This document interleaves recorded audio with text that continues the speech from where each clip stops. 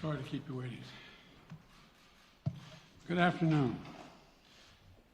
The Russian military has begun a brutal assault on the people of Ukraine. Without provocation, without justification, without necessity, this is a premeditated attack. Vladimir Putin has been planning this for months, as we've been saying all along. He moved more than 175,000 troops, military equipment, and positions along the Ukrainian border. He moved blood supplies into position and built a field hospital, which tells you all you need to know about his intentions all along. He rejected every good faith effort the United States and our allies and partners made to address our mutual security concerns through dialogue to avoid needless conflict and avert human suffering. For weeks, we have been warning that this would happen. And now it's unfolding largely as we predicted. In the past week, we've seen shelling increase in the Donbass, a region in eastern Ukraine controlled by Russian-backed separatists. The Russian government has perpetrated cyber attacks against Ukraine. We saw a staged political theater in Moscow, outlandish and baseless claims that Ukraine was about to invade and launch a war against Russia, that Ukraine was prepared to use chemical weapons, that Ukraine committed a genocide. Without any evidence, we saw a flagrant violation of international law in attempting to unilaterally create two new so-called republics on sovereign Ukrainian territory. And at the very moment that the United Nations Security Council was meeting to stand up for Ukraine's sovereignty, to stave off invasion, Putin declared his war. Within moments, missile strikes began to fall on historic cities across Ukraine. Then came the air raids, followed by tanks and troops rolling in. We've been transparent with the world. We've shared declassified evidence about Russia's plans and cyber attacks and false pretexts so that there could be no confusion or cover-up about what Putin was doing. Putin is the aggressor. Putin chose this war, and now he and his country will bear the consequences. Today, I'm authorizing additional strong sanctions and new limitations on what can be exported to Russia. This is going to impose severe cost on the Russian economy, both immediately and over time. We have purposely designed these sanctions to maximize the long-term impact on Russia and to minimize the impact on the United States and our allies. I want to be clear, the United States is not doing this alone. For months, we've been building a coalition of partners representing well more than half the global economy.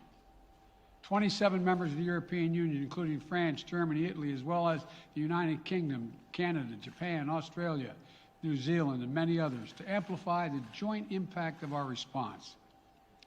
I just spoke with the G7 leaders this morning, and we're in full and total agreement. We will limit Russia's ability to do business in dollars, euros, pounds, and yen to be part of the global economy. We'll limit their ability to do that. We're going to stunt the ability to finance and grow the Russian military. We're going to impose and we're going to impair their ability to compete in high-tech 21st century economy. We've already seen the impact of our actions on Russia's currency and the ruble, which early today hit its weakest level ever in history. The Russia stock market plunged today. The Russian government borrowing rate spiked by over 15%. In today's actions, we've now sanctioned Russian banks that together hold around $1 trillion in assets. We've cut off Russia's largest bank, a bank that holds more than 1/3 of Russia's banking assets by itself, cut it off from the U.S. financial system. And today, we're also blocking 4 more major banks. That means every asset they have in America will be frozen.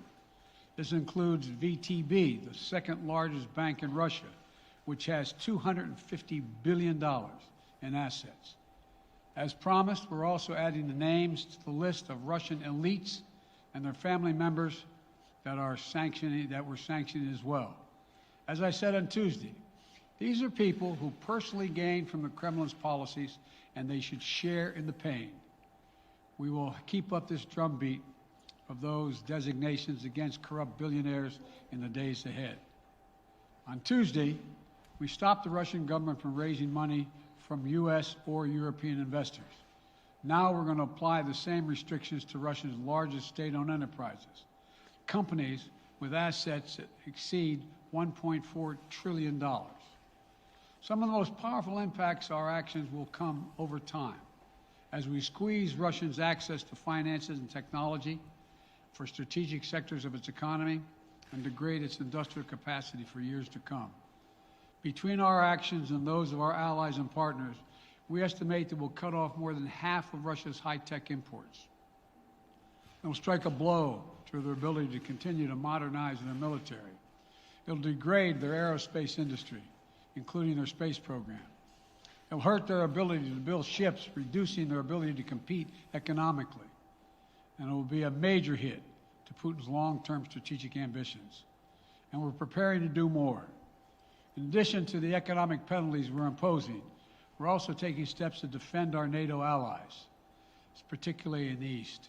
Tomorrow, NATO will convene a summit. We'll be there to bring together the leaders of 30 allied nations and close partners to affirm our solidarity and to map out the next steps we will take to further strengthen all aspects of our NATO alliance. Although we provided over $650 million in defensive assistance to Ukraine just this last year, let me say it again. Our forces are not and will not be engaged in the conflict with Russia in Ukraine. Our forces are not going to Europe to fight in Ukraine, but to defend our NATO allies and reassure those allies in the East. As I made crystal clear, the United States will defend every inch of NATO territory with the full force of American power. And the good news is, NATO is more united and more determined than ever. There is no doubt that the United States and every NATO ally will meet our Article 5 commitments, which says that an attack on one is an attack on all. Over the past few weeks, I ordered thousands of additional forces to Germany and Poland as part of our commitment to NATO. On Tuesday, in response to Russia's aggressive action, including its troop presence in Belarus and the Black Sea, I've authorized the deployment of ground and air forces already stationed in Europe to NATO's eastern flank allies, Estonia, Latvia, Lithuania, Poland, and Romania. Our allies have also been stepping up, adding the other allies, the rest of NATO, adding their own forces and capabilities to ensure collective defense. And today, within hours of Russia's unleashing its assault, NATO came together and authorized and activated an activation of response plans. This will enable NATO's high readiness forces to deploy and when and where they are needed to protect our NATO allies on the eastern boundaries of Europe. And now I'm authorizing additional U.S. force capabilities to deploy to Germany as part of NATO's response, including some of the U.S.-based forces that the Department of Defense placed on standby weeks ago. I've also spoken with Defense Secretary Austin and Chairman of the Joint Chiefs, General Milley, about preparations for additional moves should they become necessary to protect our NATO allies and support the greatest military alliance in the history of the world, NATO. As we respond, my administration is using the tools, every tool at its disposal to protect American families and businesses from rising prices at the gas pump. You know, we're taking active steps to bring down the cost, and American oil and gas companies should not exploit this moment to hike their prices to raise profits. You know, in our sanctions package, we specifically designed to allow energy payments to continue. We are closely monitoring energy supplies for any disruption. We've been coordinating with major oil producing and consuming countries toward our common interest to secure global energy supplies.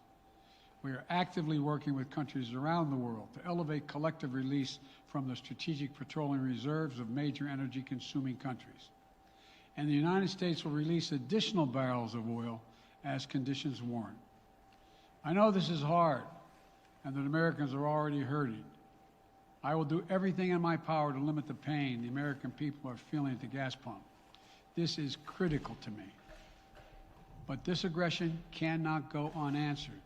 If it did, the consequences for America would be much worse. America stands up to bullies. We stand up for freedom. This is who we are. Let me also repeat the warning I made last week. If Russia pursues cyber attacks against our companies, our critical infrastructure, we are prepared to respond. For months, we've been working closely with the private sector to harden our cyber defenses, sharpen our ability to respond to Russian cyber attacks as well. I spoke last night to President Zelensky of Ukraine, and I assured him that the United States, together with our allies and partners in Europe, will support the Ukrainian people as they defend their country. We'll provide humanitarian relief to ease their suffering. And in the early days of this conflict, Russia propaganda outlets will keep trying to hide the truth and claim success for its military operation against a made-up threat. But history has shown, time and again, how swift gains in territory eventually give way to grinding occupations, acts of mass civil disobedience, and strategic dead ends.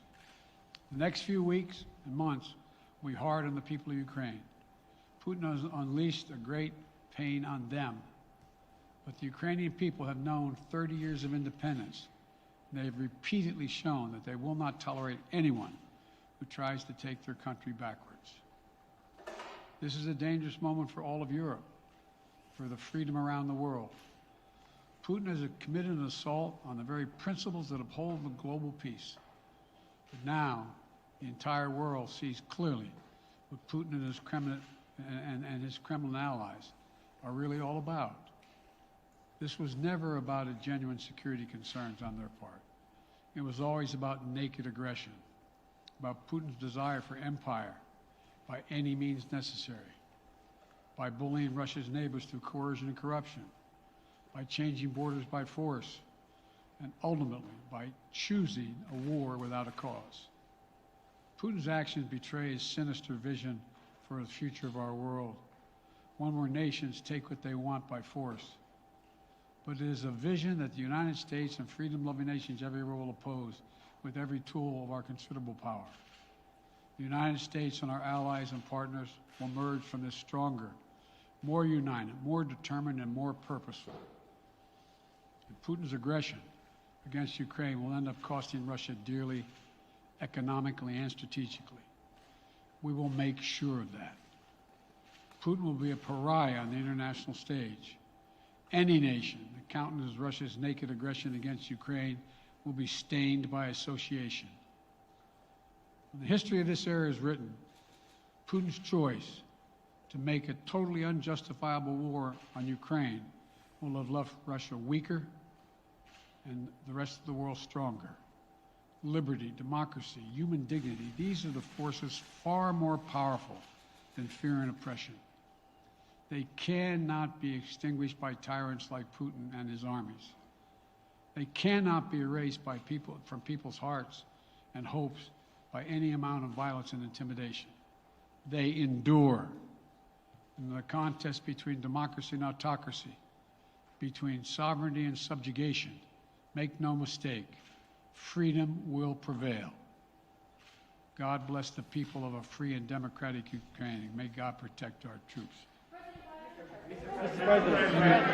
Associated Press, Zeke. So do you have any plans to speak with President Putin at this point? And what interactions have you had with the Russian government?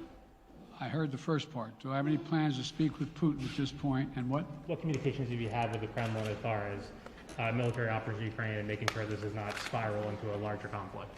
Well, it's a large conflict already. The way we're going to ensure it's not going to aspire to a larger conflict is by providing all the forces needed in the Eastern European nations that are members of NATO. NATO is more united than it's ever been, and I have no plans to talk with Putin. Wall Street Journal, Tarina. Mr. President, you didn't mention SWIFT in your sanctions that you announced. Is there a reason why the U.S. Isn't doing that? Is there a disagreement among allies regarding SWIFT and whether Russia should be allowed to be a part of it? The sanctions that we've proposed on all their banks have of equal consequence, maybe more consequence than SWIFT, number one. Number two, it is always an option, but right now that's not the position that the rest of Europe wishes to take. Cecilia Vega, ABC. Sir, sanctions clearly have not been enough to deter Vladimir Putin to this point. What is going to stop him? How and when does this end? And do you see him trying to go beyond Ukraine? And a second question I'll just give to you now. This statement that he gave last night, the threat that he gave, the West will face consequences greater than any you have faced in history. Is he threatening a nuclear strike? I have no idea what he's threatening. I know what he has done, number one. And number two, no one expected the sanctions to prevent anything from happening. It has to show, this is going to take time, and we have to show resolve so he knows what's coming. And so the people of Russia know what he's brought on them. That's what this is all about. This is going to take time. It's not going to occur, he's going to say, oh my God, these sanctions are coming, I'm going to stand down. He's going to test the resolve of the West to see if we stay together, and we will. We will, and it will impose significant costs on him. Will he go beyond Ukraine, sir? Do you see him going? Yes. Thank you. Two topics, just really quick. First, markets are down and gas prices are up. I know you always stress the difference between Wall Street and Main Street, but everybody seems to be in for some economic pain. How economically painful is it going to get for people in this country? And I do have one more question.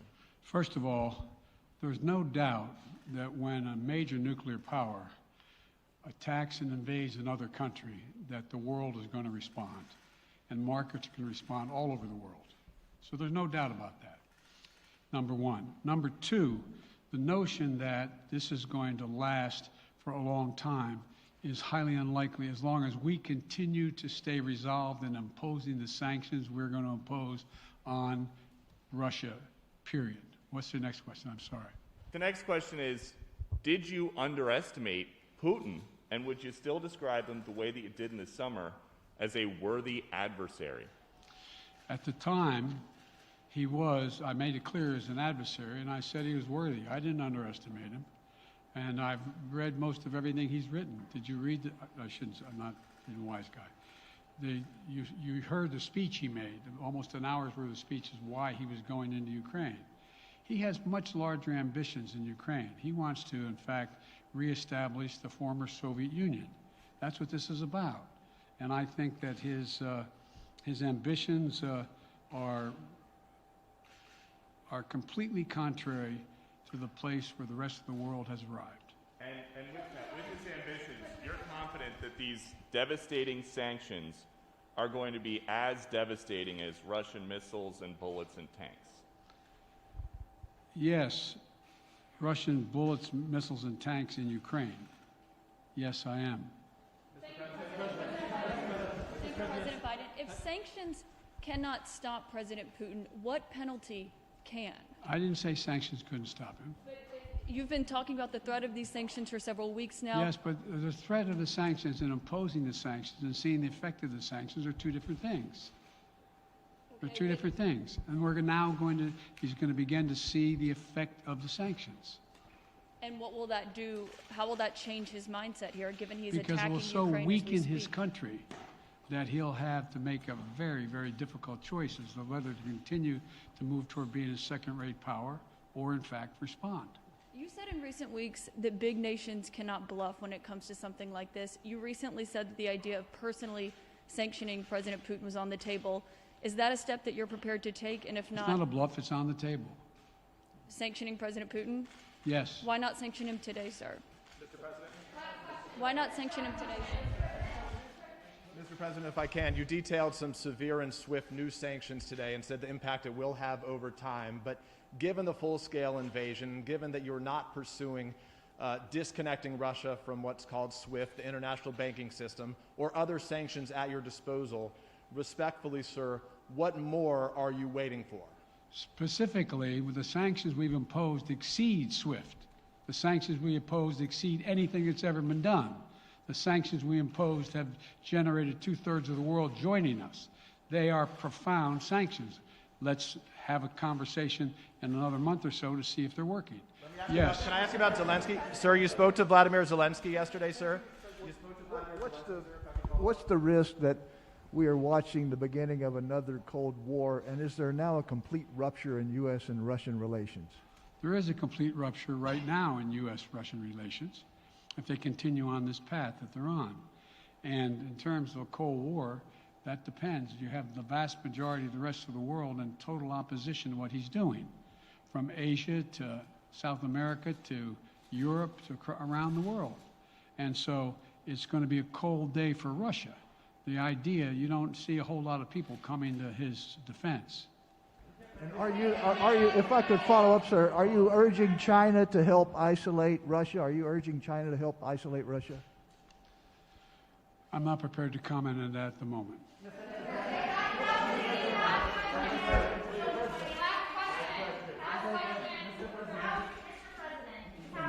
No.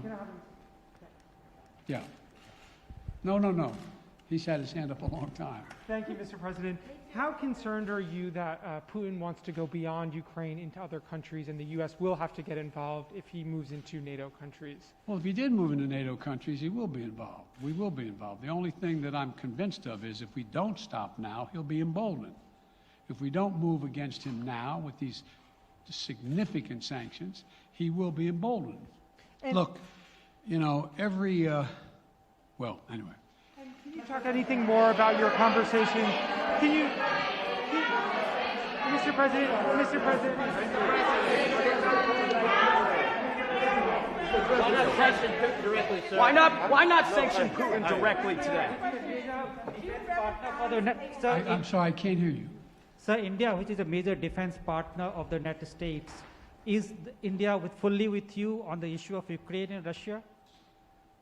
Does the Defense Department of the United States... Sir, India is one of your major defense partners.